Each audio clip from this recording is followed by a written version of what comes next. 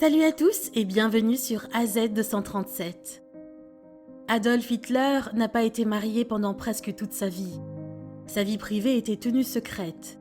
Ce n'est qu'après son suicide que l'Allemagne a appris sa relation de toujours avec Eva Braun. Elle s'est suicidée avec lui. Regardons son histoire. Avant de commencer, voici la question du jour. Quand je sèche, je me mouille. Qui suis-je ? Donnez-nous votre réponse dans les commentaires. La réponse exacte vous sera donnée à la fin de la vidéo.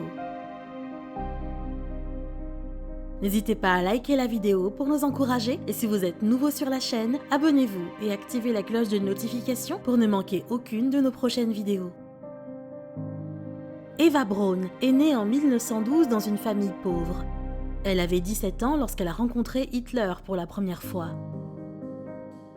À cette époque, il n'était pas un dictateur mais un politicien radical.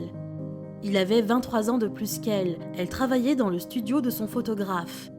Il l'invita à l'opéra, puis d'autres rendez-vous suivirent. À cette époque, il était en relation avec une autre jeune femme, sa demi-nièce, Geli Raubal. Elle était censée être le plus grand amour du Führer, mais elle se suicida en 1931. Après cela, Hitler se concentra sur Eva Braun. On ignore s'il avait des sentiments sérieux pour elle, mais il passa beaucoup de temps avec elle. Elle était une nageuse et une skieuse accomplie. Mais elle fumait aussi, ce qu'Hitler n'approuvait pas, et elle refusait de partager le régime végétarien d'Hitler. En Allemagne, les gens ordinaires ne savaient rien de la relation entre Eva et lui. Il se décrivait comme marié à l'Allemagne. « Beaucoup de femmes me trouvent séduisant parce que je ne suis pas marié », dit Adolf Hitler. Au début de leur relation, Eva essaya de se suicider 2 fois. « Si seulement je n'avais jamais posé les yeux sur lui, je suis complètement malheureuse. » Elle essaya de recevoir un peu d'attention de sa part, et elle y parvint en 1935. Braun et sa sœur emménagèrent dans son appartement à Munich, bien qu'elle dût se cacher lorsque des étrangers rendaient visite à Hitler. La plupart du temps, Eva le passait seule. Sa cousine la décrivait comme la femme la plus malheureuse qu'elle ait jamais rencontrée. Braun ne s'est jamais intéressée à la politique. On ignore si elle était au courant de la politique anti-juive d'Hitler ou non. Certains historiens la décrivent comme une blonde superficielle, jeune et naïve. Ils attiraient surtout l'attention sur ses fêtes pleines de champagne.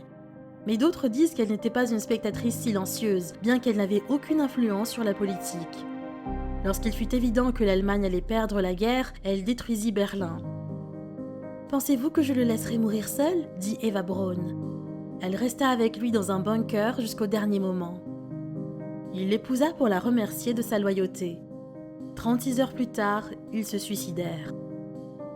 Mais sa cousine décrivit son suicide comme n'étant pas si romantique. Elle dépeignit Braun comme une femme malheureuse qui essaya de regagner sa dignité. Elle était dans une relation qui ne pouvait être justifiée que par le mariage et la mort ensemble. Quelle est votre opinion au sujet de cette histoire ? Dites-le nous dans les commentaires. Et maintenant, la réponse à la question du jour. Une serviette. Bravo à tous ceux qui ont trouvé la bonne réponse.